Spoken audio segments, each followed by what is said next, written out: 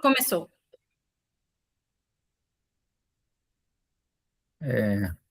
Boa noite, então, né, a todos e todas pela presença, obrigado. Pedimos novamente agora registrado, né, desculpas pelo atraso, em razão de um problema técnico aqui de gravação, nem eu nem o Frank tínhamos, infelizmente, né, o acesso, e a San gentilmente socorreu nós aqui, vindo correndo para estar presente junto com a gente, possibilitar a gravação para que a gente possa assistir no momento posterior e também aqueles que não puderam estar presentes conosco hoje estarem presentes, né, no futuro. Hoje a gente vai ter a presença do nosso amigo Franklin, que já é um conhecido de vocês, da presença aqui. Franklin é professor de Educação Superior e diretor da Unidade Acadêmica da Universidade do Estado de Minas Gerais, o nosso UENG, Unidade Goiães, bacharel, mestre e doutor em Direito pela Universidade Federal de Minas Gerais. E, para nossa alegria, né, Franklin, o Franklin é fundador, né, da Associação Serra de Minas e membro do Conselho Fiscal também da associação, e hoje está aqui não só como fundador, membro, entusiasta, mas como intelectual, como professor. Tenho certeza que vai ser uma intervenção muito produtiva para todos nós, e é uma muita alegria muito grande para mim, viu, Franklin? Compartilhar contigo essa caminhada aí nas serras e principalmente nesse curso que é um empreendimento pensado, né, Sam, por nós e pela Júlia, e trabalhado arduamente, etc., e poder contar contigo. Está com a palavra, meu amigo, muito obrigado. E Bruno, colegas, boa noite. Bom, primeiro, não tenho roupa para ser apresentado aí pelo Bruno Cabeloto Grande. Uma satisfação trabalhar contigo e com a Sam, com a Júlia. Então, mais uma vez, fico muito feliz de poder participar aqui desse nosso curso. Só para a gente não perder muito tempo, pessoal, infelizmente, eu não fiz uma apresentação de slides, eu peço desculpas. Eu fiz um pequeno texto que eu vou pedir licença para vocês para ler e fazendo comentário de algumas partes, porque a minha ideia aqui é fazer uma exposição sobre justiça e desigualdades raciais, mas uma apresentação que seja mais pensada dessa proposta, não a partir de alguma política pública em específico, mas pensando na própria capacidade que teorias de justiça têm de enfrentar questões de justiça e de injustiça racial. Então, vocês vão perceber, basicamente, né, o caminho que eu tentei percorrer no raciocínio que eu fui desenvolvendo foi, primeiro tentar pensar algumas críticas que são apresentadas, especialmente, né, pelo Charles Wade Mills, um pensador muito importante, muito relevante, que traz uma contribuição muito grande para o debate. Vou tentar trazer algumas respostas e tentar identificar alguns pontos que eu acho que o argumento dele não funciona bem, e aí, para fazer isso, eu principalmente recorro ao Tommy Shelby, e aí depois, né, quando eu tento trazer para vocês o que seria a posição, que me parece a posição mais madura, né, do Mills, eu tento depois desenvolver um pouquinho para vocês, porque na minha visão, o aparato rawlsiano, né, a justiça como equidade, é capaz de apresentar uma resposta, ou melhor dizendo, de identificar corretamente ou adequadamente questões relacionadas à injustiça racial. E aí eu vou tentar, de novo, né, acompanhando o Tommy Shelby, tentar mostrar em algum sentido ou em qual sentido a teoria seria capaz de fazer isso, tá?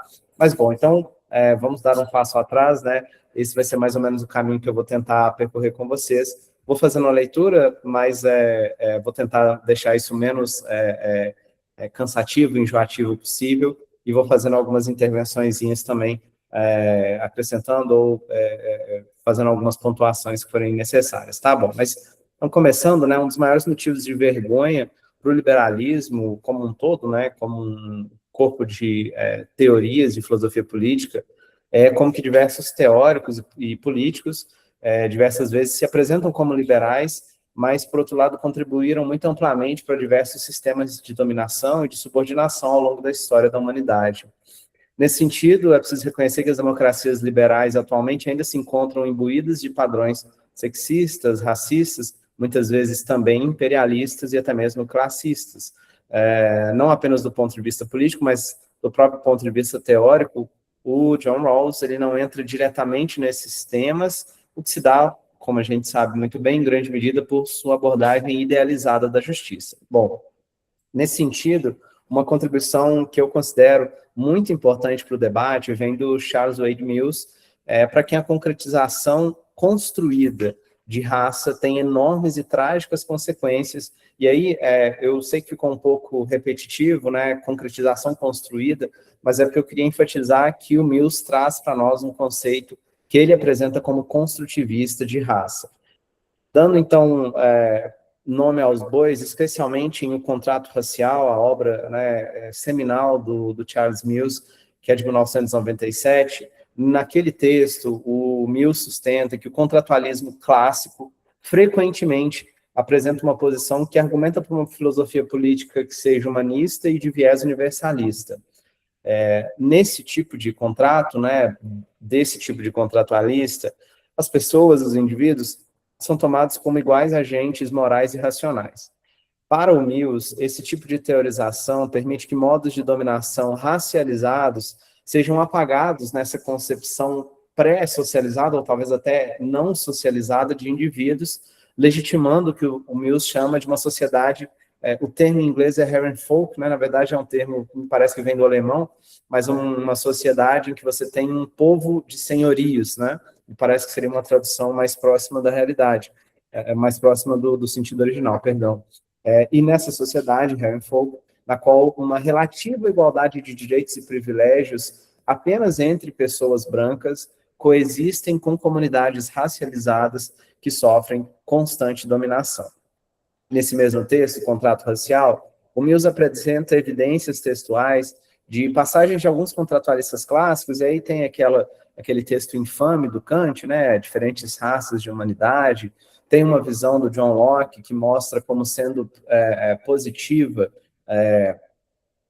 as sociedades, as comunidades de colonizadores brancos, tornando a terra produtiva, obviamente em detrimento dos povos tradicionais que ali estavam, né? Mas, evidentemente, o Charles Mills não encontra passagens com esse teor nos escritos do Rawls. Mas o Mills não deixa de enfatizar o quão pouco o Rawls tem a dizer sobre o legado do racismo em democracias liberais, né? No caso do Rawls, a crítica de Mills está muito mais direcionada para a abordagem idealizada do seu contratualismo, que se opera um nível tão alto de abstração que, na visão do Mills, tira as condições materiais e históricas da vida. E aí eu vou abrir aqui citação, o Mills falando, né, em O Contrato Racial. Um americano que atuou no final do século XX escreve um livro sobre justiça, amplamente creditado por reviver a filosofia política do pós-guerra, no qual não se encontra uma única referência à escravidão americana e ao seu legado. Fim de citação. Obviamente fazendo uma menção a uma teoria da justiça do John Rawls, né?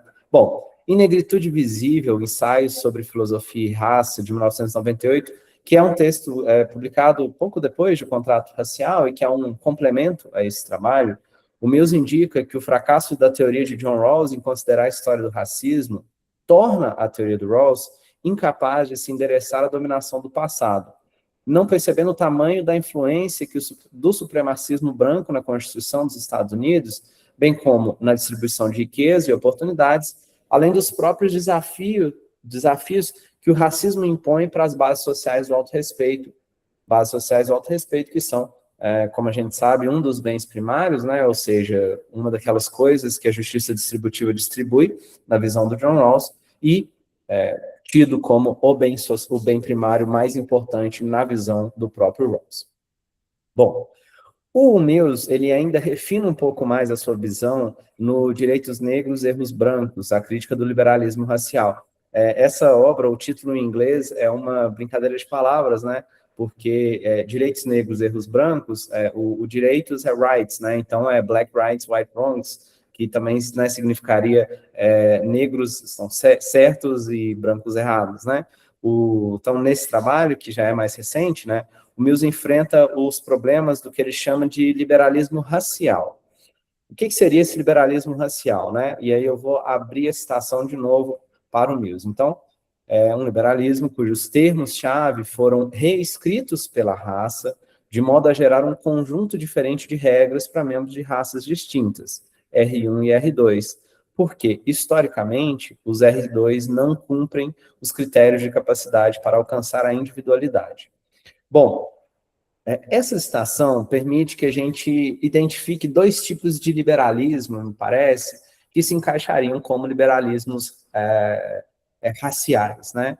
O primeiro deles é aquele que o Mills atribui, identifica, né, na verdade, em alguns contratualistas clássicos, em que explicitamente se identificam diferentes status normativos atribuídos para os indivíduos do que seria o R1 e do R2. Esse seria um tipo de liberalismo racial, né? Então, esse liberalismo em que você tem passagens mais explícitas, né, cujo pensamento daquele autor, daquela autora, possibilita esse tipo de interpretação, né, mais explícito nesse sentido. Mas existe um outro sentido, né, um segundo tipo de liberalismo racial, que seria, na verdade, caracterizado por uma insensibilidade às condições históricas que permitem a dominação de R2, de modo que tais condições conseguem se manter, ou, pelo menos, não são suficientemente teorizadas ou criticadas. Então, ele está falando de um tipo de teoria, um tipo de teoria liberal de justiça, mas um tipo de teoria que simplesmente não nos dá o aparato suficiente para a gente ser capaz de compreender a injustiça racial, não nos permite criticar esse tipo de injustiça e muitas vezes, né, ou talvez consequentemente, não nos permite, então, superar esse tipo de injustiça. Então, em outras palavras, né, a proposta de o contrato racial, aquela obra inicial que a gente estava discutindo, de 1997, principalmente ataca os liberalismos raciais do tipo 1, enquanto a proposta de direitos negros e erros brancos abraça não apenas os que são caracterizados, os que são criticados em um contrato racial, mas também os de tipo 2. E aí, obviamente, a proposta rawlsiana estaria mais bem encaixada para ser alvo da crítica do Charles Mills. Então, só para contextualizar, me parece, né, na minha leitura, que em O Contrato Racial, o texto do Rawls, a visão de justiça sobre o Rawls, seria criticada pelo Mills, mas me parece que pelos próprios termos da crítica ela não seria tão atacada nesse sentido, mas na reformulação em direitos negros e erros brancos, me parece que aí sim já seria, o Rawls já seria mais caracterizável como sendo objeto dessa crítica, né? Bom, então, sendo assim, a principal linha argumentativa do Mills contra o liberalismo rawlsiano é um silêncio quanto às questões de raça. Crítica essa, na minha opinião, que encontra ressonância com a resistência do autor, o Mills, às limitações da teorização ideal de justiça, teorização essa que é típica dos trabalhos de Rawls, a gente sabe bem. Então, essa crítica do Mills entende o caráter ideal, numa teoria ideal de justiça, como sendo um caráter ideológico, ou seja, faz com que a teoria falhe nos próprios objetivos que ela se propõe. O que ele está querendo dizer com isso? Está querendo dizer o seguinte: se o propósito da teorização ideal de justiça for lidar adequadamente com as injustiças existentes, no sentido de permitir a sua superação, a falta de compreensão adequada do caráter estrutural da injustiça racial, da teoria como um todo, impede que ela atinja esse objetivo. Então, é nesse sentido que esse caráter ideal da abstração que a teoria do Rawls nos propõe funcionaria, na visão do Mills, como sendo uma ideologia nesse sentido, no sentido de que ela apresenta um objetivo que não será cumprido, embora esteja lá no objetivo da teoria, porque é justamente essa falta de sensibilidade para trazer para dentro da teorização o caráter estrutural da injustiça racial, então, portanto, não vai ser capaz de discutir adequadamente a justiça racial. Bom, tentando colocar isso em termos um pouco mais rawlsianos, na minha leitura, essa crítica do Mills inviabilizaria, um dos 4 papéis fundamentais que o Rawls atribui à filosofia política, a saber, justamente o seu caráter de utopia realizável, que pode ser caracterizado justamente pela explicação dos limites do que é politicamente praticável.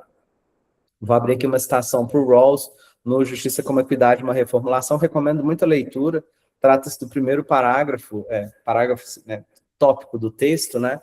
Não é um parágrafo só, literalmente, mas o primeiro tópico do texto, que fala justamente dos 4 papéis fundamentais da filosofia política. Então, abro citação para esse tópico específico que trata da utopia realizável. A esperança no futuro de nossa sociedade repousa na crença de que, pelo menos, o mundo social permita uma ordem política decente, de modo que um regime democrático razoavelmente justo, embora não perfeito, seja possível. Bom, esse elemento, na minha visão, pessoal, e aqui é um pouco um desvio, mas eu não queria deixar de mencionar, esse elemento da utopia realizável me parece ser uma coisa que é muito importante, me parece ser uma coisa que é essencial para a própria caracterização do pensamento do Rawls. Por quê?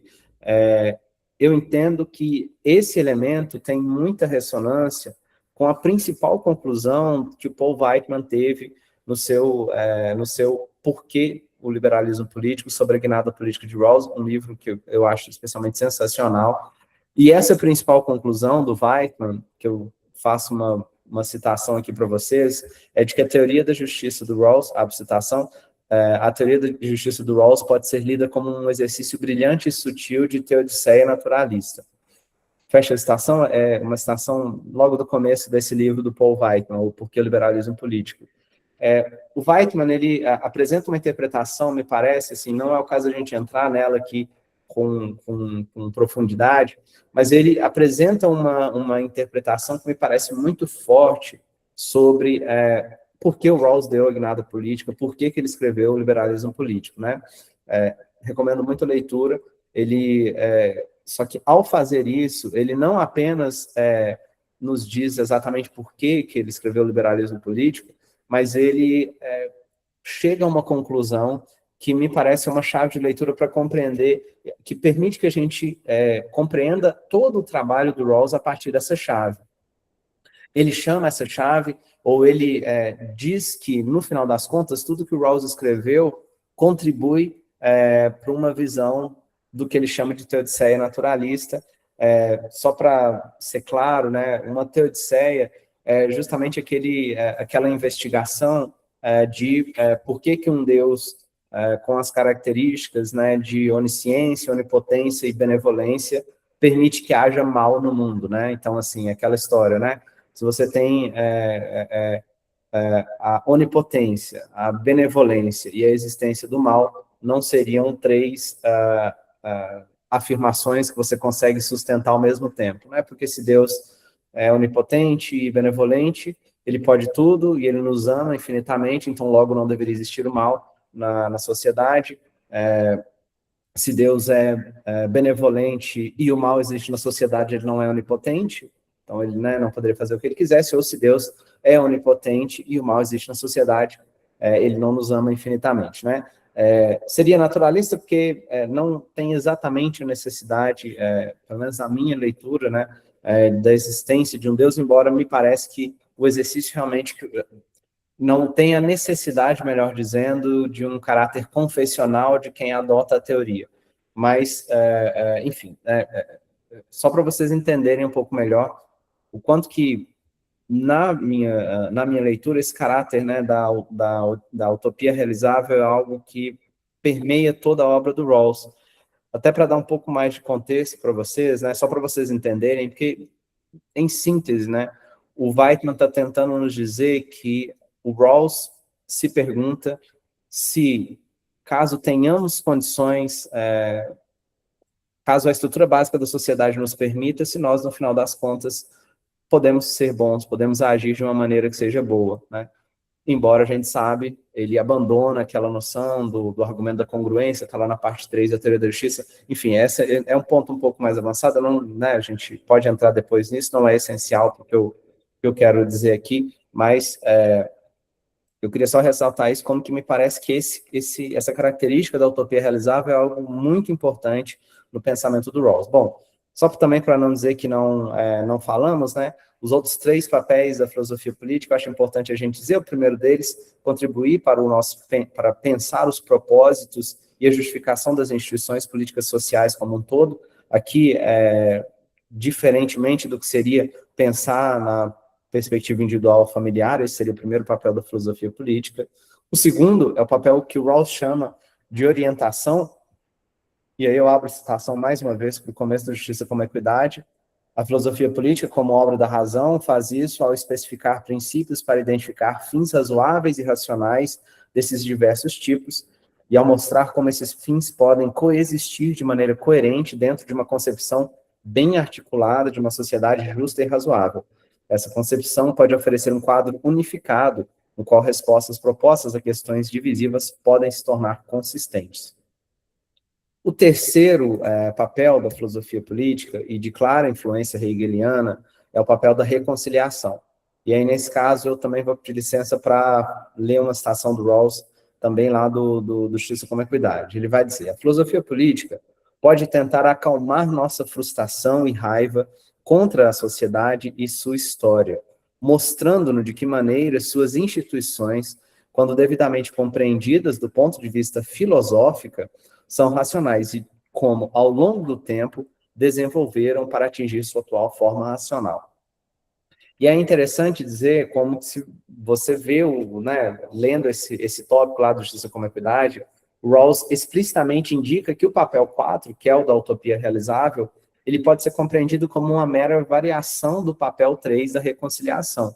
E aí eu digo isso, e é interessante a gente perceber, porque na discussão a respeito do papel 3, o papel da reconciliação, o próprio Rawls explicita que sua teorização por princípios de justiça política para a estrutura básica da sociedade busca uma situação em que pessoas sejam tidas efetivamente como livres e iguais. E aí o próprio Rawls já puxa uma citação e identifica a possível objeção de que uma teorização desse tipo corre o risco de ser. E aí, mais uma vez, eu peço licença para fazer uma citação direta ao Rawls. Então, esse tipo de teorização corre o risco de ser usada erroneamente como defesa de um status quo injusto e indigno, e com isso ser ideológico no sentido marxista.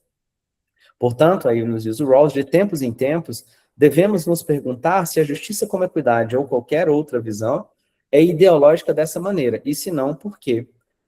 As ideias mais básicas que ela utiliza são ideológicas? Como que a gente pode demonstrar que elas não são? Fim de citação. Achei interessante trazer isso, que o próprio Rawls meio que já está percebendo uma crítica que vai ser, obviamente, de uma maneira muito mais complexa, de uma maneira muito mais sofisticada, levantada lá pelo Mills. Bom, voltando aqui para a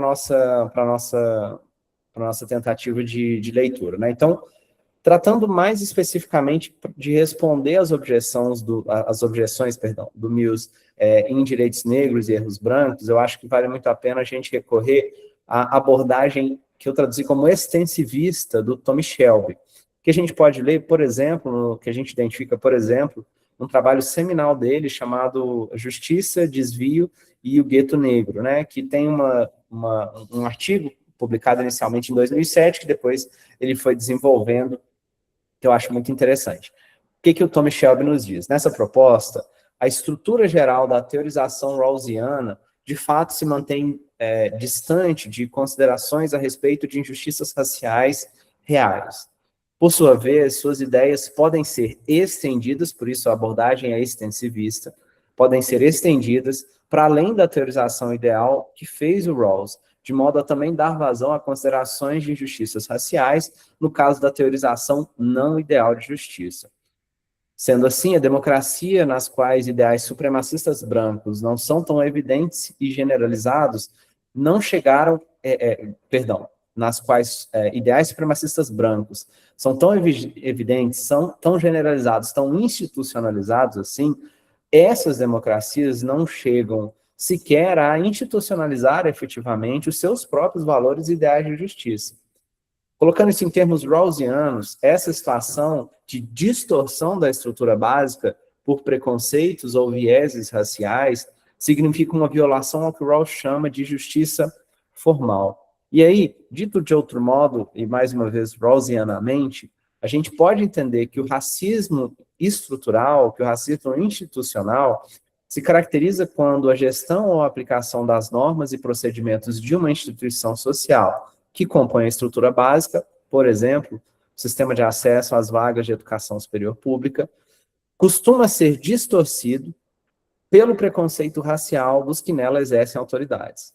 E aí a gente pode pensar também no mercado de trabalho, no sistema penal, por aí vai. Então, isso significa que, ainda que as regras e procedimentos daquela instituição que compõe a estrutura básica sejam justos em termos abstratos, pode haver racismo institucional nela, quando a sua implementação apresenta um viés racial generalizado. E a gente nunca pode esquecer, e eu vou desenvolver isso um pouco mais à frente, da sequência de 4 estágios que o Rawls tanto discute conosco, né? Bom, isso significa que as regras e procedimentos, mesmo que elas sejam justas em termos abstratos, pode haver racismo institucional. E aí, nas situações em que o racismo institucional é suficientemente generalizado, o Shelby, inclusive, entende que é o caso da gente questionar o tipo de obrigação jurídica que é legitimamente exigível das comunidades racializadas do que ele chama do gueto negro.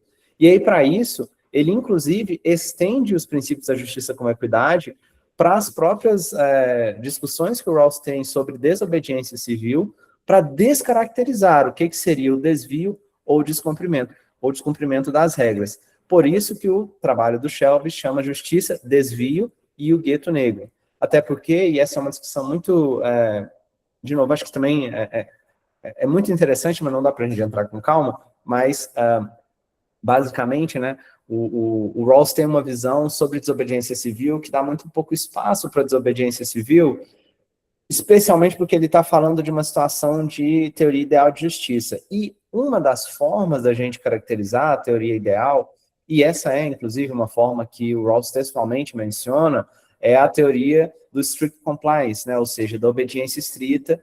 Isso é uma teoria que pensa uma sociedade em que as regras e procedimentos das instituições que compõem a estrutura básica são, em regra, observados, são, em regra, seguidos, né?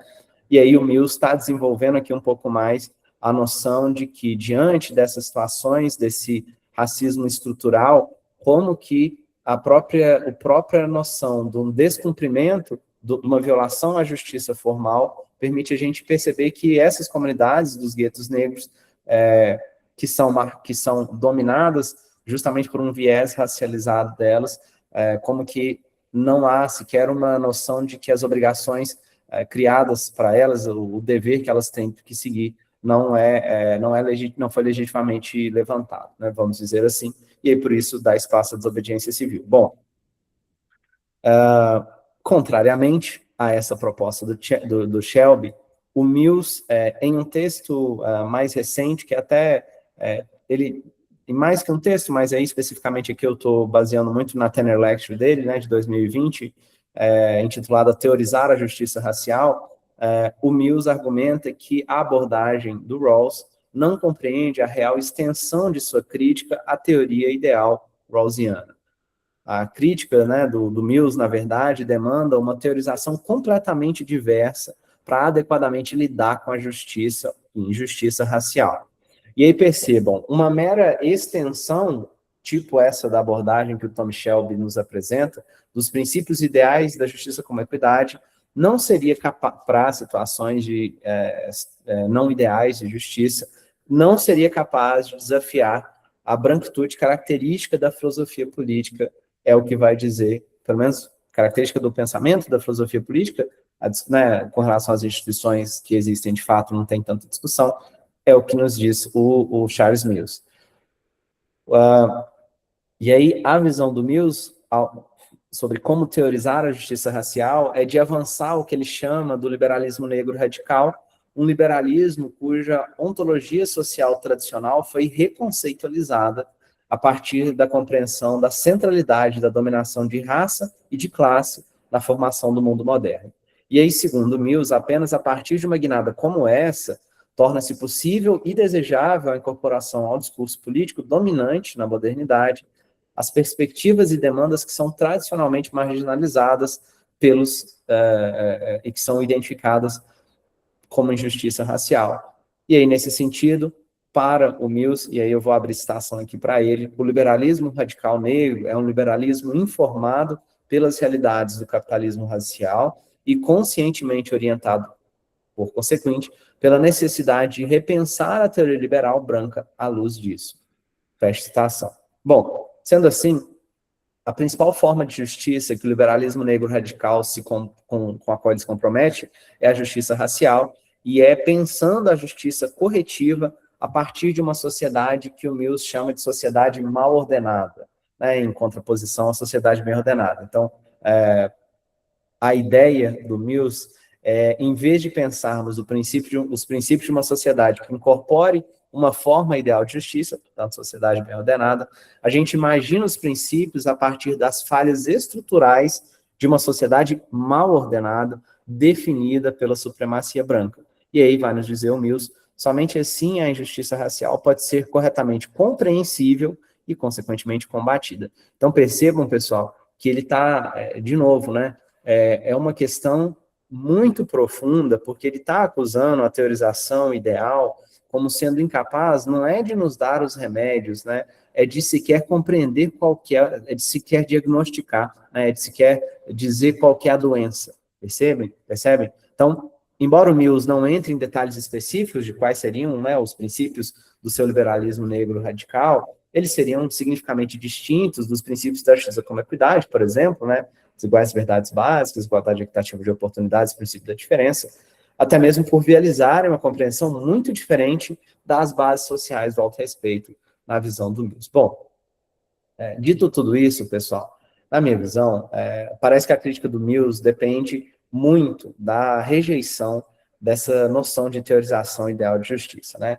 E aí, nesse sentido, eu acho que é interessante a gente analisar a questão em termos se a justiça com equidade apresenta ou não apresenta uma proteção contra a discriminação. Bom, o Rawls procurou responder ao longo do seu trabalho essencialmente as questões clássicas para a tradição liberal, como o arranjo de instituições básicas, de instituições que compõem a estrutura básica de uma sociedade democrática. E aí, logicamente, né, discriminação, injustiça racial, racismo, não são conceitos explicitamente trabalhados pelo Rawls. É interessante a gente perceber, por outro lado, né, que a história da escravidão e da segregação dos Estados Unidos marca profundamente a vida do Rawls, né, o que tem reflexos na base do seu pensamento. Notas biográficas, né, sobre o autor, sobre o Rawls, o Freeman narra a admiração que o Rawls tinha pelo Lincoln, né, vendo o Lincoln como um estadista que não transigia com o mal, né, e aí, nesse ponto, eu acho interessante como que, também uma breve nota biográfica, né, o Rawls tinha se formado, né, para ser religioso, né, a tese dele, inclusive, é uma tese né, de teologia, e aí ele foi para a Segunda Guerra Mundial, né, enfim, né, teve uma vida conturbada ali nesse momento, e aí quando ele retorna, ele já volta direcionado para a filosofia, e aí o que a gente vê das notas, né, biográficas, até de relatos, assim, por escrito que tem do Rawls, né, especialmente naquele texto sobre minha religião, é de que ele ficava se questionando, né, porque ele lia os textos do Lincoln e ele falava que a guerra, na visão do Lincoln, a guerra de secessão dos Estados Unidos era uma punição que Deus tinha infligido à sociedade norte-americana por conta da escravidão. E aí o Rawls se perguntava e ele não conseguia entender por que Deus teria infringido sobre a humanidade a Segunda Guerra Mundial e o Holocausto.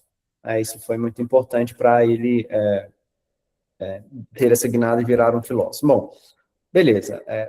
Então, só para mostrar como que os textos do Lincoln, não só os textos do Lincoln, mas o Lincoln como uma figura histórica, são uma coisa muito importante na formação do Rawls como pessoa, o que obviamente tem muitos reflexos no seu pensamento. Bom, e aí eu queria trazer para vocês, pessoal, uma discussão especificamente que a Siena Schifrin traz em Raça, Trabalho e Princípio da Igualdade Equitativa de Oportunidades, no qual a Schifrin propõe uma crítica interna à teoria do Rawls, de novo, tentando analisar dentro de todo esse contexto que a gente trouxe se uma teoria como a do Rawls consegue nos dar alguma resposta sobre injustiças raciais, e aí eu estou principalmente interessado em tentar identificar se a teoria do Rawls consegue nos dar uma resposta mais clara sobre não discriminação, né?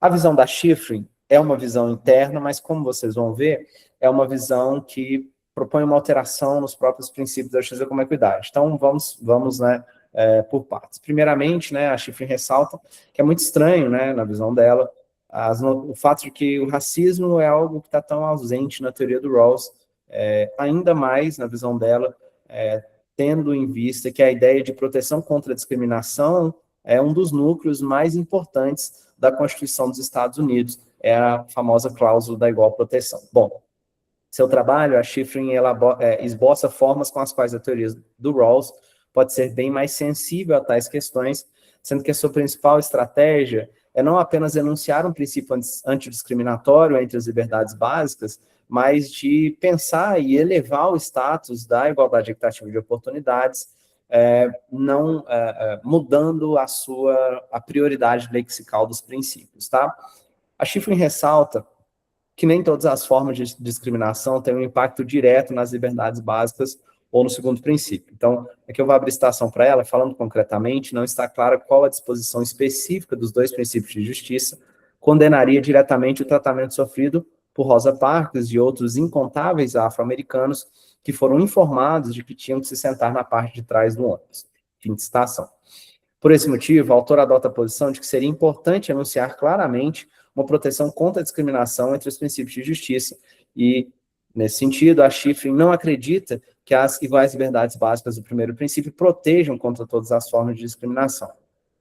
Ela também entende que identificar o princípio da proteção contra a discriminação como uma derivação da igualdade equitativa de oportunidades não é algo satisfatório, uma vez que, para ela, essa solução da proteção meramente instrumental para as normas antidiscriminatórias, ou seja, elas apenas teriam valor se servirem para garantir a igualdade equitativa de oportunidades. Bom, não encontrando essa proteção, a Shiffrin vê como um caminho viável e necessário a adição aos princípios tradicionais de Rawls um princípio antidiscriminatório. E aí fica a questão, obviamente, de onde que esse princípio se encaixaria na ordem lexical. E aí, pessoal, eu vou passar bem assim, rapidamente. A gente pode, né, caso haja perguntas nesse sentido, discutir um pouco mais a fundo com isso, mas basicamente ela vai trazer, né, e vai ressaltar que os argumentos que o Rawls dá a favor da prioridade do primeiro princípio, na visão dela, se aplicariam apenas ao princípio da diferença e não necessariamente à igualdade equitativa de oportunidades. Então, nesse sentido, especialmente pensando a partir das bases sociais do autorrespeito, ela entende que seria algo mais ou menos nesse sentido, né, de uma formulação de um princípio especificamente antidiscriminatório. Esse princípio, vamos dizer, estaria ali mais ou menos no mesmo nível das iguais liberdades básicas, e ele estaria, e a própria igualdade equitativa de oportunidades, me parece, na visão dela, teria essas duas coisas estariam ali muito próximas, tá? E aí ela faz isso justamente a partir da compreensão das bases sociais do autorrespeito, né, que, de novo, são, né, o bem primário mais importante na visão do Rawls. Ela até depois vai trazer algumas pontuações específicas sobre o próprio fato do Rawls abrir o espaço lá no Justiça com Equidade, uma reformulação, sobre a situação de que a prioridade lexical dos princípios depende de condições ideais para se materializar, para estar em vigor.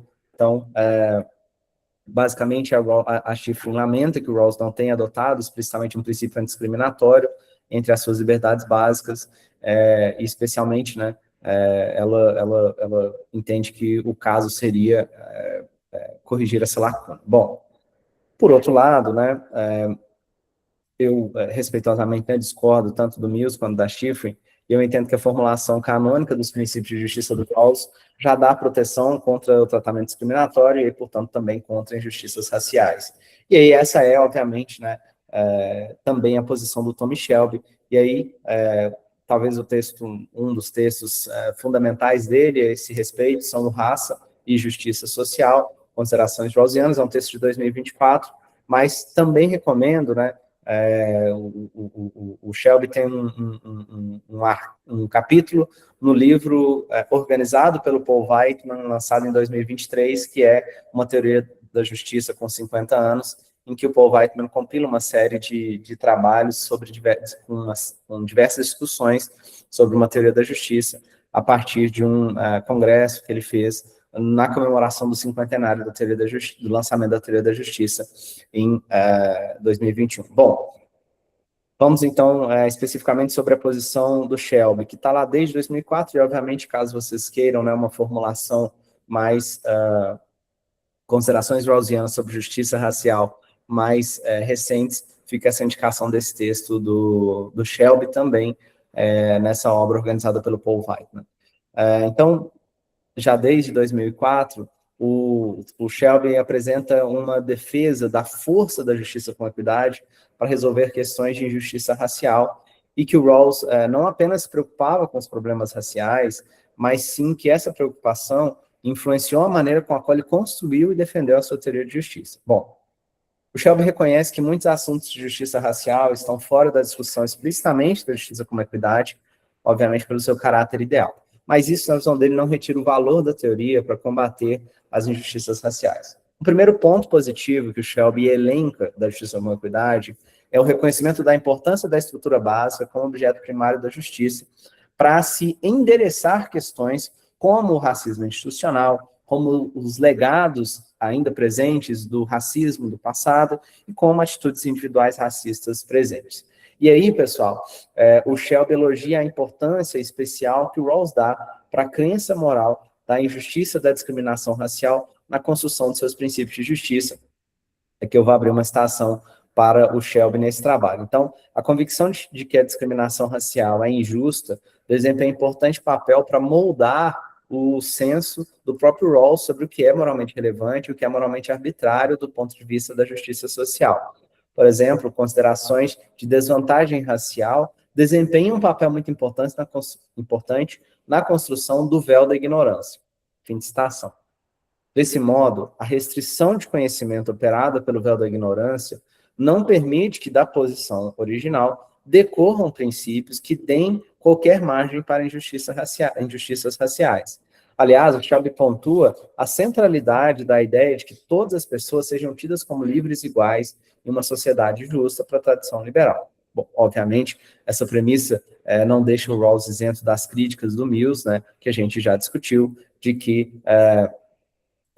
o status moral teórico, né, da personalidade de todos os seres humanos concede, na prática, apenas para alguns homens brancos esse igual status, né? Então, nesse sentido, na visão do Mills, a gente percebe os grupos raciais não brancos são tacitamente tidos como pessoas de nível moral inferior. O Shelby vê como lastimável a falta de atenção que esse argumento do Mills muitas vezes recebe na literatura de filosofia política contemporânea. Por outro lado, o Shelby explicita que o Rawls não pode ser objeto dessa crítica, uma vez que não há nada em sua concepção de pessoa que traduz algum tipo de pretensão supremacista branca. Isso é, a capacidade rawlsiana para a personalidade moral é a sua única condição para tornar o sujeito titular de igual justiça. Isso significa que, para a justiça como equidade, os princípios aplicam-se a todos, independente da raça. E aí, diante disso, Shelby ressalta que, desde a própria noção de justiça formal em Rawls, discriminações raciais já se tornam injustas por si mesmas. Essa ideia da justiça formal relaciona-se profundamente com a noção de Estado de Direito, por John Rawls, que também é conhecida como justiça como regularidade. Isso é, a imparcial e consistente aplicação do direito e a realização das instituições, quaisquer que sejam seus princípios substantivos. Bom, então, o Shelby rejeita a proposta reformista da Schifrin, pois, para a justiça como equidade, não se presume que, uma vez estabelecidos os princípios de justiça, devem-se avaliar todas as pretensões de justiça do seu ponto de vista abstrato. E aí, o que o Shelby está chamando a atenção? Ele está chamando a atenção justamente para a sequência de 4 estágios do Rawls. Eu sei que esse é um ponto muito... teria muita coisa para a gente falar, mas basicamente a ideia, né, pessoal, é de que para o Rawls a justiça não está pronta e acabada nos princípios de justiça, né? Existem estágios de implementação da justiça, e aí, então, rapidamente, né, segundo John Rawls, a importância de se estabelecer essa sequência é meramente para explicitar o tipo de juízo que o cidadão é chamado a fazer em questões de justiça social.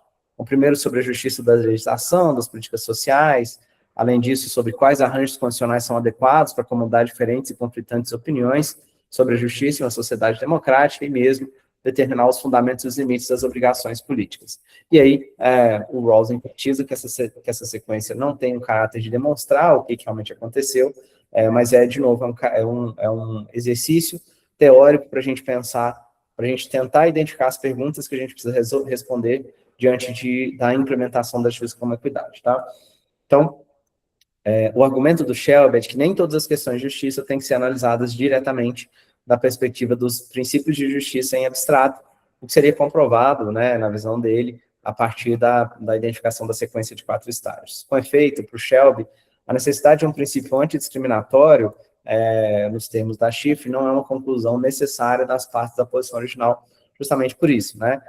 Não seria necessário você dar esse passo a mais, porque, obviamente, você vai ter um momento para isso, né? Os princípios de justiça seriam uma resposta para uma questão específica na posição original.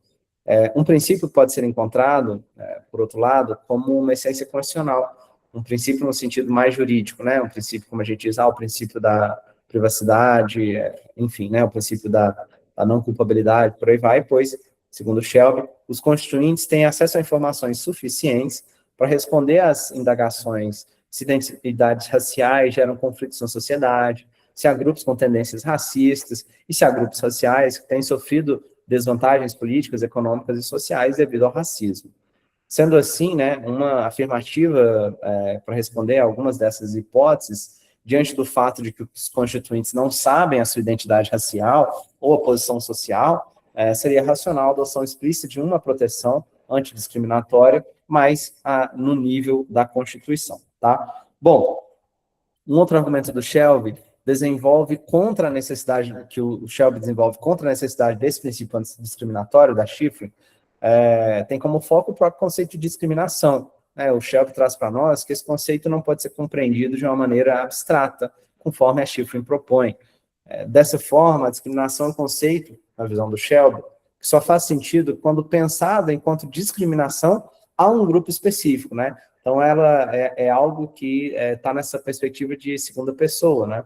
Isso é, as características do grupo discriminado são essenciais para que a própria ideia de discriminação ganhe contorno.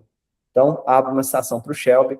A discriminação acontece quando uma característica possuída por ou atribuída a membros de um grupo social é ampla e erroneamente tratada como uma fonte de desvalor, incompetência ou inferioridade. Fim de citação. Então, se a Schiff propõe a necessidade de um princípio antidiscriminatório, o Shelby pede, como resposta, que a construção desse princípio especifique quais são os grupos cujas características são tomadas de uma maneira pejorativa.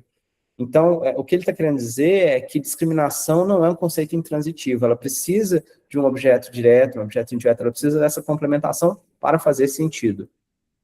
Bom, se o Shelby tem razão nesse ponto, uma saída para Schiff seria identificar quais são esses grupos cujas características teriam que ser blindadas contra injustiças, né, e adicioná-los ao enunciado em abstrato do princípio.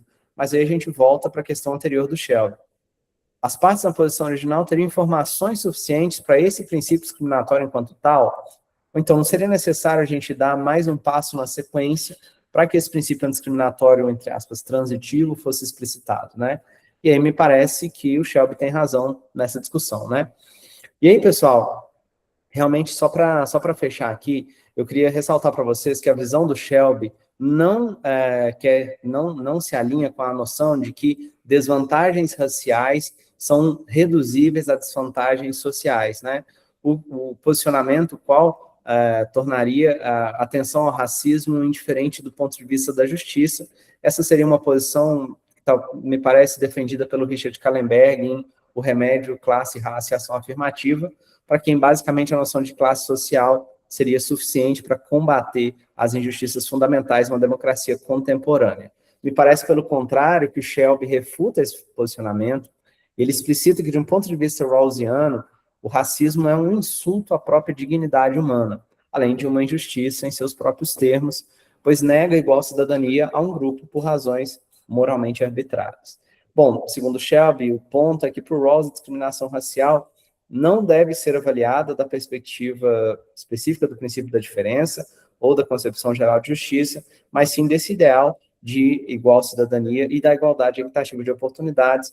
E aí, para fechar, vou abrir citação, mais uma e última, na verdade, vez para o Shelby.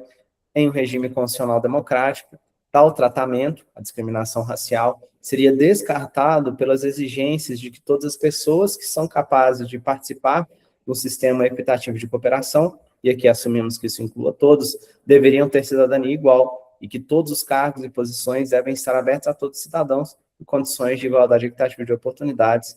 Fim de citação. Bom, pessoal, trocando em miúdos, né, tudo isso que eu quis trazer para vocês, basicamente, tentei contextualizar algumas, né, talvez o principal objetor que a teoria da justiça com equidade, que a visão do Rawls tem, quanto à sua capacidade de compreender e enfrentar injustiças raciais, que foi a visão do Mills. Como a gente pôde ver, foi uma visão que foi se sofisticando, foi se refinando, até chegar nessa proposta desse liberalismo radical negro, que realmente vai até o último ponto ali, né, vai fundo na crítica, em resposta, e aí fazendo uma leitura, obviamente, de uma perspectiva rawlsiana, me parece que a grande questão dele é quanto à teorização ideal de justiça. Essa seria talvez a grande objeção, que no final ele realmente explicita, né, como que o caminho não seria pensar uma sociedade para teorizar a injustiça racial,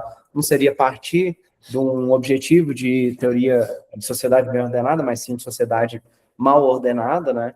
E aí eu tento mostrar para vocês como que me parece que a teoria do Rawls, mesmo sem nenhuma reformulação, sem nenhuma alteração dos seus princípios, como estão, né, enunciados lá na teoria da justiça, me parece que dá conta de responder, de identificar e de responder às próprias as questões de injustiça racial.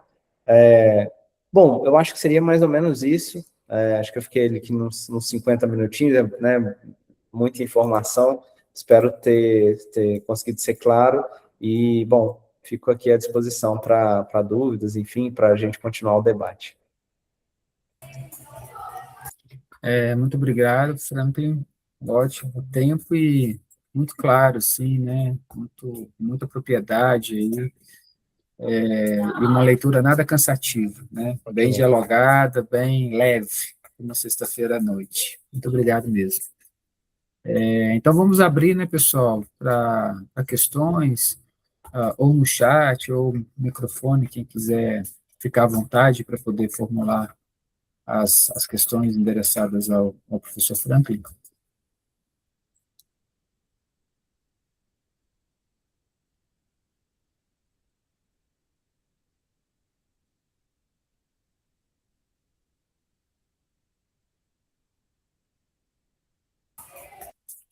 Bom, então vou inaugurar aqui, né? Enquanto vocês pensam um pouco mais ou mobilizam aí, né? É bem simples assim, né, Franklin? Em algum momento você falou que, quer dizer, o argumento, se eu entendi direito a, a proposta do seu texto, né? O argumento é de que, junto com a mobilização teórica que você fez, né, que há elementos já na teoria da justiça para, por exemplo, permitir o combate ao racismo estrutural, né? Porque ele já seria, digamos assim, um ponto de inflexão de injustiça de saída, né? Ainda que do ponto de vista da teoria ideal. Isso também seria possível, né? E se sim, né? Como que do ponto de vista do argumento da teoria ideal nós poderíamos pensar, digamos assim, seria possível a partir da ideia de racismo institucional também, se a gente poderia ampliar, né? Eu sei que você tocou no ponto do racismo institucional em alguns momentos e tal, mas do jeito que eu compreendi, me ficou parecendo mais direcionado ao racismo estrutural, né? Então, assim, e aí eu estou de acordo. E aí a questão seria, então, primeiro, se a gente poderia ampliar também essa objeção em relação ao racismo institucional, tal qual ele está colocado na esfera pública contemporânea brasileira, né? E se sim, como que a gente poderia pensar, né? Aí sim, não numa teoria ideal, mas numa teoria não ideal, que pudesse produzir, digamos assim, um empreendimento social, ou correções dentro do empreendimento social para combater essa ideia de racismo institucional. Não sei se eu fui claro, enfim, estou cansado aqui também, mas estou tentando pensar junto contigo, a partir do que você apresentou para a gente. E obrigado mais uma vez. Ah, que isso, Bruno, eu que agradeço. Sempre bom diálogo contigo. Então, me parece, assim, que seriam, você tem duas questões ali, né?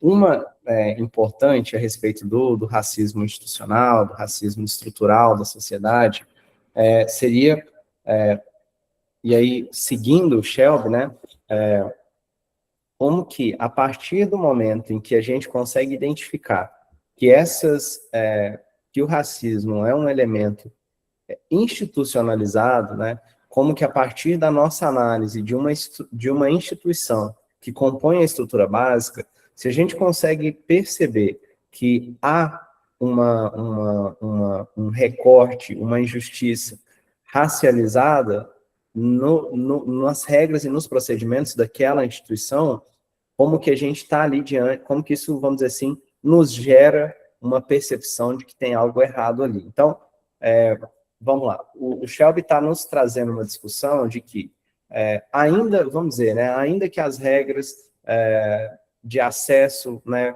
por exemplo, a instituições de ensino superior, não vou dar esse exemplo, né, foi o exemplo que eu estudei mais na tese da dissertação, mas vamos lá, vamos dar um exemplo do sistema penal, né? Não tem, né, hoje em dia, vamos dizer assim, escrito no Código Penal, no Código de Processo Penal, nenhuma regra que estabelece que a pessoa, sendo negra, ela vai receber uma pena maior do que a outra. Ok. Mas, quando a gente vai pegar, por exemplo, né, e a gente consegue ver isso, estudos conseguem demonstrar isso, né, quando a gente faz uma discussão específica, por exemplo, da quantidade de droga que é necessária para se caracterizar o crime de tráfico de drogas ou a situação de que você simplesmente tem para, né, você deixa de ser usuário para virar traficante, e você percebe que se o indivíduo é negro, a quantidade de drogas é menor do que se o indivíduo é branco para ele ser caracterizado como traficante, você está tendo uma situação que uma instituição que compõe a estrutura básica mostra um procedimento que é racializado, que tem uma injustiça racial a partir dela, né? E aí, isso na visão do Shelby, na verdade, isso é inclusive, vamos dizer, um critério para a gente caracterizar o racismo institucional, que se dá justamente na situação em que a administração, a aplicação, o processo realmente, a vida daquela instituição que compõe a estrutura básica, embora calcada em regras, em princípios que abstratamente não sejam racistas, geram resultados racistas. E aí, a partir desse momento, você tem essa violação à própria justiça formal. Então, essa seria a própria caracterização do racismo institucional, me parece, na visão do Shell. E aí me parece, Bruno, que no caso especificamente, né, desse tipo de situação, a gente pode tanto fazer a famosa extensão, né, ter abordagem extensionista, né, extensivista, acho que foi como eu traduzi, extensivista dos princípios de justiça e perceber que está acontecendo isso. E aí me parece que, ao fazer isso, a gente já responde à crítica do Mills. Por quê? Porque aí a gente tem uma teoria ideal de justiça que está nos dando o substrato para identificar e para combater uma injustiça racial. E aí pensando, então, me parece assim, pensando do ponto de vista teórico, ela está nos dando o instrumento para a gente, de novo, compreender e agir, né, e criticar a injustiça racial. O que, na minha opinião, é uma resposta à forma mais sofisticada da crítica apresentada pelo Mills. Mas, além disso, sendo rawlsiano, a gente tem um espaço para a gente pensar realmente os princípios de justiça em condições não ideais quando a gente está diante disso. E aí, especificamente, o texto do Shelby fala bastante sobre essa noção do gueto negro, enfim, da noção de desvio. Ela está pensando muito na situação de desobediência civil.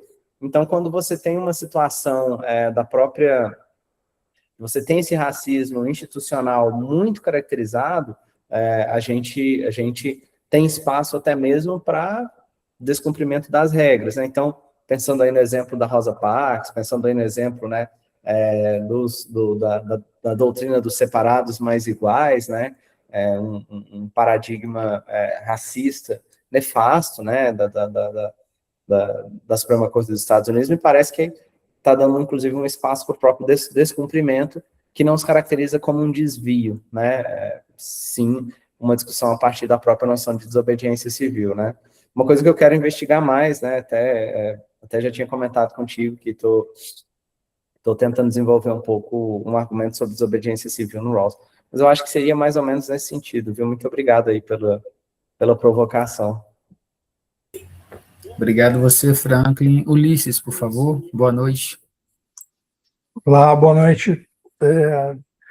Bom, Franklin, parabéns pela sua excelente apresentação, eu gostei muito, fiquei bastante interessado na reconstrução do debate que você trouxe, né? Enfim, no modo como você conduziu a discussão, de uma forma didática e bastante clara e agradável, né? Então, meus parabéns pela aula. Eu queria que você comentasse um seguinte ponto.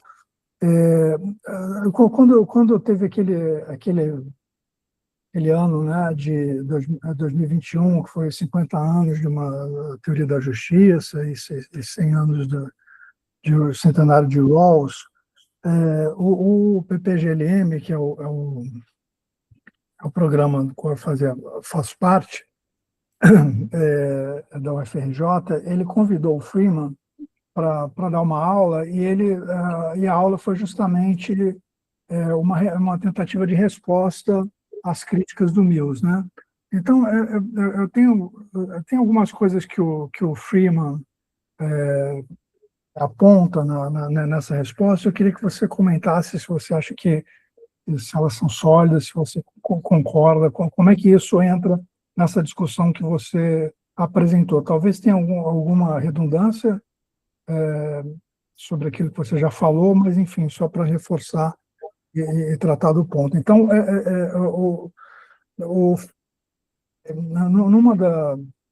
ele faz uma série primeiro ele apresenta todas as críticas e depois ele vai ponto a ponto tentando responder cada uma das críticas. Mas eu vou me concentrar aqui na crítica ao que ele fala que o Mills compreendeu mal, teria compreendido mal o papel da teoria ideal, né? Então, e quando ele fala que os princípios de justiça, né, que são escolhidos, né, sob condições ideais de uma obediência estrita, o véu de ignorância, enfim, uma série de aparatos teóricos, e o Mills diz que eles não poderiam, então, ser aplicados às sociedades reais, às sociedades, por exemplo, os Estados Unidos, né, porque haveria seria como se os princípios de justiça para uma teoria ideal só pudessem ser aplicados a situações ideais, né, o que tornaria a teoria absolutamente inútil e inócua, né? Então, o Freeman ele fala que tem um equívoco, né, porque esse cumprimento estrito que uma sociedade bem ordenada pressupõe, eles são elementos essenciais do experimento de pensamento e a finalidade é justamente determinar o que a justiça exige de nós. Mas do simples fato de que as partes na posição original concordam com princípios que todos poderiam aceitar, né, nos termos de uma sociedade bem ordenada, isso não significa que esses princípios eles não possam ser utilizados para identificar injustiças em nossa própria sociedade injusta, né? Então, tem uma distinção aí entre a formulação da teoria e a aplicabilidade, né? E ele diz que no fim das contas, o Mills acaba confundindo essas pessoas hipotéticas, que são por trás do véu da ignorância, né, com o nosso próprio ponto de vista, né? Utilizando o método do equilíbrio reflexivo e aquilo que a gente reflete para alcançar, né, o tal do equilíbrio reflexivo em relação a esses princípios, né? Então, ele conclui que o Mills ele acaba, além de confundir o papel da posição original, ele também da teoria ideal, ele também confunde esse ponto de vista dessas pessoas artificiais na posição original, né, com o nosso próprio ponto de vista enquanto membros reais de uma sociedade democrática, em busca de nos engajarmos aí num experimento de pensamento para resolver problemas de sociedades reais, né? Então, eu queria que você comentasse um pouco essas respostas do Freeman, se você acha que elas se articulam com o que você falou. É isso, obrigado. Ulisses, muito obrigado, tá? Fico muito com vergonha, assim, de receber um elogio, assim, de você, mas te agradeço muito, tá, de coração. Só uma coisa, essa fala do Freeman, eu consigo achar ela na internet, no YouTube do PPGLM, será? Você sabe me dizer? Tem a aula no PPGLM, eu tenho até Ah, os PowerPoints, se você quiser, eu mando para você. eu vou querer. Tem PowerPoints, tudo que ele mandou para a gente, eu posso, evidentemente, disponibilizar para você, porque ele autorizou a circulação para fins didáticos, para fins de discussões acadêmicas, né?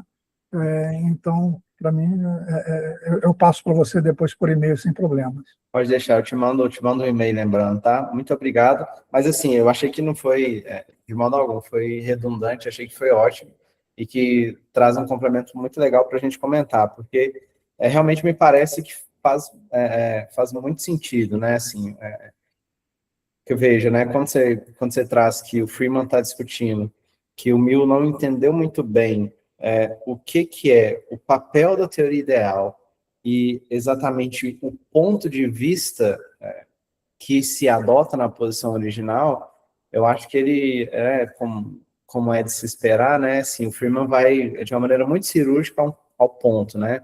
Porque, veja, e aí me parece, de novo, isso, assim, essa é uma questão que me chama muita atenção, mas me parece, assim, né, a minha conclusão preliminar, provisória, assim, né, depois dessa conversa nossa aqui, depois dessa preparação que eu fiz para tentar discutir o tema, é que a principal objeção que o Mills tem no cerne, assim, no fundo, é sobre teorizar a justiça de uma maneira ideal, né? É uma rejeição, e aí talvez usando os termos do Amartya Sen, né? Sobre não ser necessária, mas nem ser suficiente uma teorização ideal de justiça, né? Então, naquela metáfora que o Sen traz, né? Eu não preciso saber qual é a altitude absoluta de uma montanha para olhar duas montanhas e ver qual é mais alta, ou seja, não preciso saber qual que é a justiça perfeita para olhar duas situações e dizer que uma é mais injusta que a outra, o que é um argumento que eu considero falacioso, porque quando você olha duas montanhas, você só consegue dizer que ela é mais alta que a outra porque você adotou um referencial, né? Então, a gente só sabe dizer que o Everest é a montanha mais alta da Terra a partir do ponto de vista do nível do mar, né? Se não fosse o nível do mar, não seria a montanha mais alta da Terra. E quando eu olho duas situações, e eu consigo teorizar, consigo tanto intuir quanto racionalizar, então talvez, né, produzir juízos ponderados que entrem em equilíbrio reflexivo sobre uma situação ser mais injusta que a outra, me parece que, em algum sentido, existe algum ponto de partida, algum ponto mínimo que a discussão tenha que fazer menção a uma noção de justiça, né? Ideal, me parece, né? Mas, enfim. Então, eu entendo, assim, que no fundo, me parece que o Freeman foi, pelo que você está dizendo, assim, realmente muito cirúrgico, muito preciso, porque, assim, a gente pode dizer que, né, o Mills não entendeu, mas a gente pode, talvez, né, o Mills vá dizer também que ele discorda, né, assim, talvez ele não tenha entendido, né, mas assim, mesmo entendendo, depois né, de explicitar para ele pode, me parece dizer que ele continua não convencido de que a teoria ideal exerce um papel nesse sentido, né? Exerce um papel, o papel que ela exerce de nos apresentar esse parâmetro para a gente discutir a justiça e, em algum sentido, realizar a crítica social, né? A crítica à injustiça social, racial e por aí vai. O que me parece, assim, e realmente essa acho que é mais a minha posição, e até por né, tentar me alinhar ao que o Rawls pensa, né, me parece que discordar disso exige que a gente tome uma certa posição cética quanto à nossa racionalidade, né? Então, assim, ir para o sentido de que a teorização ideal não opera-se para a gente realizar os nossos juízos em condições não ideais sobre injustiça. Se eu prescindo desse tipo desse mínimo de teorização ideal, me parece que eu também teria que ir para um caminho mais cético quanto à racionalidade prática, o que não é o que eu adoto. Porque acho que é muito aquela visão que eu trouxe, que eu tentei reforçar, do papel da utopia realizável, né? A ideia de uma teoria ideal é justamente, e aí o Rawls, né, coloca assim muito claramente, muito bem, né, justamente pegar a nossa, levar ao limite o que seria politicamente praticável, né? Então, assim, é justamente pensar, olha, tudo bem, a gente tem aqui a nossa formação e tal, a gente tem a nossa sociedade, a gente consegue racionalizar ou argumentar sobre a justiça e a injustiça das coisas. Como que... e se a gente tentasse levar isso para o máximo, assim, né? A gente teria umas circunstâncias, a gente teria circunstâncias da justiça, e aí a gente tentaria desenvolver princípios que seriam princípios dessa sociedade, e a gente poderia tentar, a partir, né, dessa teorização que a gente está acompanhando, trazer uma argumentação forte e teoricamente embasada de por que uma situação é injusta, mais injusta, menos injusta do que outra, por que uma coisa deve ir para um sentido ou para um outro, né?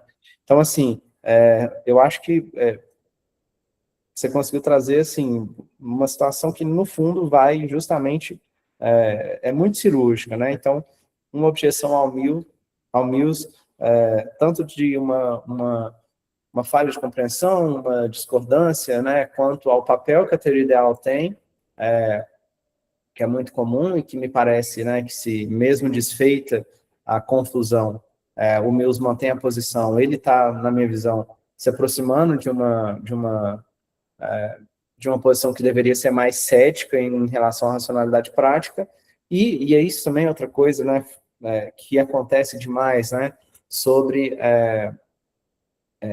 o ponto de vista da posição original, e o que acontece na posição original, né, porque a posição original, ela é um dispositivo de representação para uma posição de escolha em que o Rawls tenta fazer casar racionalidade e razoabilidade, né, então, uma situação em que as partes da posição original escolhem com base no que seria mais racional e que a situação de escolha seria o mais razoável possível e que unicamente, né, o que eles fazem ali é uma comparação entre alguns princípios de justiça e, notadamente, né, ele compara a justiça com a equidade, especialmente com o utilitarismo, e sustenta que as partes escolheriam, né, e argumenta que as partes escolheriam a posição original. Então, assim, existe uma sequência de estágios, né, então existe um exercício de argumentação para a gente adotar um ponto de vista que não é necessariamente o da posição original, quando a gente está discutindo questões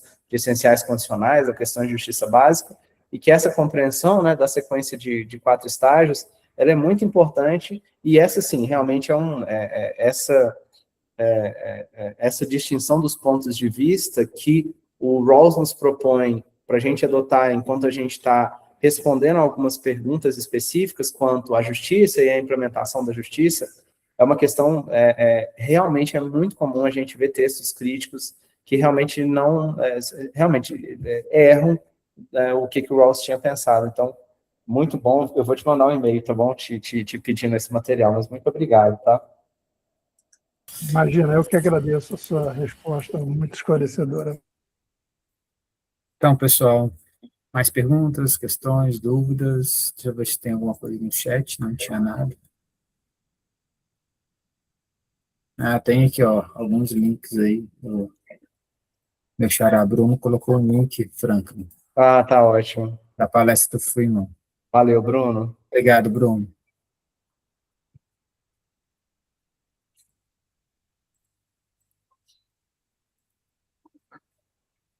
Bom, acho que não tem mais dúvida, ou tá todo mundo cansado, né? Isso.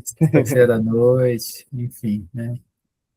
Então, se alguém quiser manifestar, pode falar, pessoal, enquanto eu estiver fazendo o procedimento de encerramento, a gente escuta e o Franklin responde, né? Mas, de toda sorte, queria agradecer a presença de todo mundo aqui nessa sexta-feira, principalmente do Franklin, ter disponibilizado a agenda dele, além de todo o trabalho na organização dos outros encontros, né? Ter propiciado aí uma intervenção que eu considero de altíssima qualidade, aprendi muito, Franklin, como sempre, um texto ótimo, né? E bem lido. Agradecer a Sam pela organização também, por trabalho, por estar aqui conosco, e a todos vocês que estiveram aqui, desejar boa noite e um bom final de semana. Quer falar alguma coisa, Sam, para encerrar? Não, só agradecer, Franklin, pela aula excelente. Foi uma ótima noite para todos nós. Agradecer também ao Bruno, que está agradecendo todos nós pela parceria, mas o Bruno é um excelente companheiro de organização de curso, né, Franklin? Uhum. Enfim, essa parceria, Júlia, Franklin, Bruno, tem sido um prazer, tem sido uma das melhores coisas do meu ano de 2026.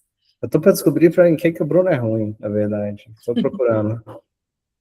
Não procura muito não, que você vai achar rapidinho. Então, obrigado, Tá, viu, Sam? Obrigado, Frank. pessoal. Muito obrigado. Boa noite, pessoal. Obrigado e boa Boa noite, noite a todos. pessoal. Bom final de semana.